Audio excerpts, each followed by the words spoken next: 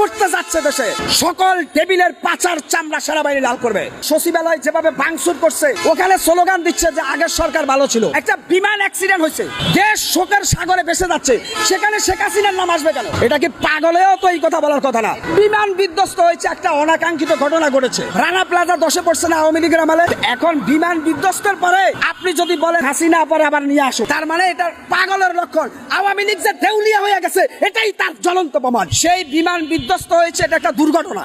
সেখানে কেন এই ছাত্র সমন্বয়ক কিছু যায়া বিভিন্ন কলেজে পোলাপাইন বখারে সচিবালয় ভাঙচুর করলো? আপনি বলেন তো, মাইলস্টোন কলেজে যে বিমানটা বিধ্বস্ত, এটা একটা দুর্ঘটনা, এখানে পাইলট নিহত হয়েছে। এর মধ্যে থেকে বলতেছে শেখ হাসিনাকে আবার ফিরে আনতে হবে। কারণটা কি? আমি বলছি, এই যে আওয়ামী লীগ, তারা জনগণ থেকে একেবারে বিচ্ছিন্ন হয়ে গেছে। শেখ হাসিনা জনগণ থেকে বিচ্ছিন্ন হয়েছে, যার কারণে সে দিল্লিতে বসে বসে একের পর এক ষড়যন্ত্র করছে।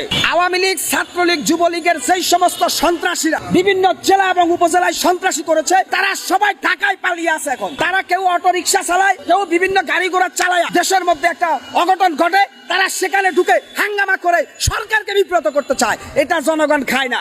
আমি মনে করি সচিবালয় যারা ভাঙচুর করলো, সেনাবাহিনীর গায়ে পানির বোতল নিক্ষেপ করলো, সেনাবাহিনীকে তারা তিরস্কার করলো, এর কারণ কি জানেন? সেনাবাহিনী ম্যাজিস্ট্রেসি যে পাওয়ারটা এটা জমা রাখছে, ঠিক শেষ সময় হয়তো ব্যবহার করবে, আর তখন অনেকের কুট্টি লাল হয়ে যাবে।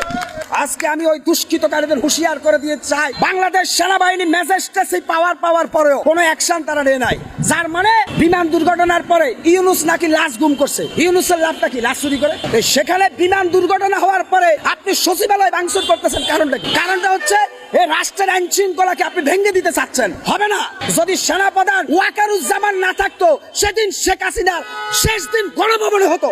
আমরা যারা ছাত্র জনতা যুবক আছি, আমরা আল্লাহকে সাক্ষী রেখে বলছি, জীবনের শেষ রক্তবিন্দু দিয়ে হলো শেখ হাসিনাকে ঠেকিয়ে দিব বাংলার মাটিতে। বাঁচলে কাজী মূল্য শহীদ। সেই আশা আকাঙ্ক্ষার লালিত স্বপ্ন বুকে নিয়ে আজকে বিদায় নিলাম সমগ্র বাংলার জনগণকে সংগ্রামী সালাম জানিয়ে। আসসালামু আলাইকুম ওয়া রাহমাতুল্লাহ।